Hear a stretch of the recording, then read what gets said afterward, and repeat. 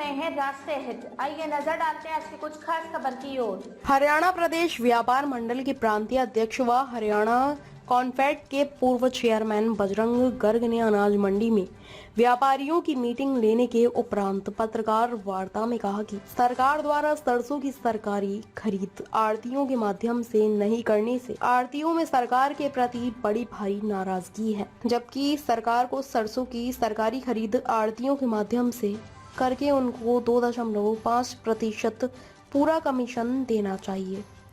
इसी प्रकार सरकार ने गेहूं पर आढ़तियों का जो 55 रुपए 87 पैसे कमीशन बनता है, सरकार द्वारा हरियाणा मार्केटिंग बोर्ड बनाकर पूरे हरियाणा के अंदर सरकारी अनाज मंडियां बनाई हुई है और आढ़तियों ने करोड़ों रुपए लागत लगाकर यहाँ व्यापार कर रहे हैं और मार्केटिंग बोर्ड से बकायदा लाइसेंस लिया हुआ है और बराबर रिन्यू करवाते हैं और अनेकों सालों से हर अनाज के ऊपर 2.5% आढ़तियों को हमें कमीशन मिलता था, मगर सरकार ने कल से सरसों की परचेज शुरू हुई है मगर अभी तक एक दाना हिसार की मंडी में खरीद नहीं हुआ। सरकार ने जो आढ़तियों का जो माध्यम से अनाज की परचेज होती थी, सरसों की परचेज होती थी, सरसों की परचेज के अंदर आढ़तियों को अलग कर दिया और हमें किसी प्रकार का एक पैसा भी कमीशन नहीं मिलेगा। जब हमें आढ़ती नहीं मिलेगी, कमीशन ही नहीं मिलेगा, तो मंडी के अंदर आढ़ती दुकान करके क्या करेगा, ये एक बहुत बड़ा चिंता का विषय है। सरकार को सरसों की खरीद मंडी के आढ़ती के माध्यम से खरीद करनी चाहिए और पूरा 2.5% कमीशन सरकार को आढ़तियों को पहले की तरह देना चाहिए और यहाँ तक कि हर अनाज की खरीद मंडी के आढ़ती के माध्यम से होनी चाहिए और पूरा 2.5% कमीशन उसके अंदर मिलना चाहिए। अगर 2.5% कमीशन मार्केट फीस कर रहे हैं, किसान है, मजदूर है, यहाँ तक कि पलेदार है, मुनीम है, कहाँ जाएंगे जब हमारे पास ही कमीशन नहीं मिलेगा तो हम किस का मुनीम को तनख्वाह देंगे, कौन से सीए को तनख्वाह देंगे, कौन से हम पलेदार को पैसे देंगे। ये तो वो निकम्मी सरकार है, वे पलेदारों की मजदूरी भी समय पर नहीं देती, साल लेट मजदूरी कर देते हैं, लेट, ये स्थिति है। और वो पलेदारों को पैसे भी है ना, एक बार हमें अपने घर से आढ़ती देने पड़ते हैं, जब उनके पैसे आते हैं, जब उनसे उल्टे लेते हैं, ये स्थिति है। एक मिनट चुप हो भैया। मंडी सुपरवाइजर का कहना है कि खरीद तो हमने शुरू कर दी, लेकिन सरसों में नमी होने की वजह से खरीद नहीं हो पाई। देखो वो इशू अलग है, ये इशू अलग है।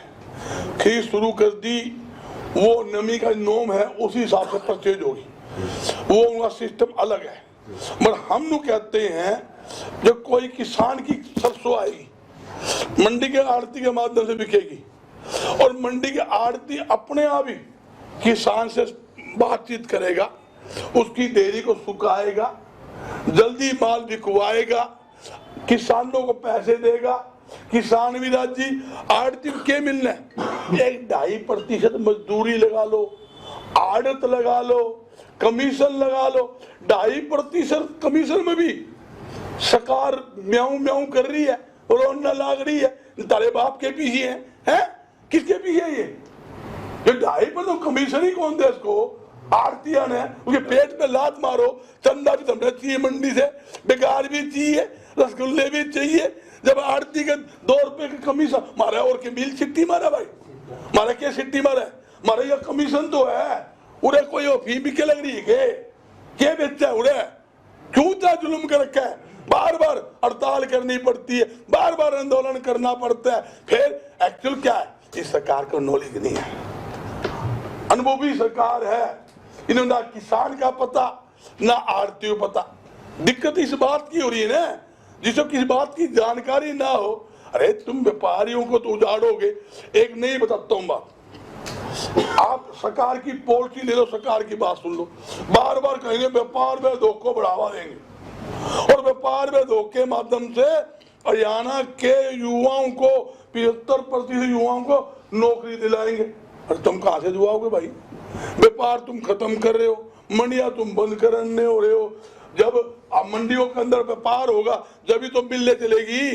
सरसों आवेगी तो ऑयल मिल चलेगी, कपास आवेगी नरमा व कपास मिल चलेगी, मतलब गेहूं आवेगी फ्लोर मिल चलेगी, चना आवेगा तो वो बेसाड़ी चलेगी।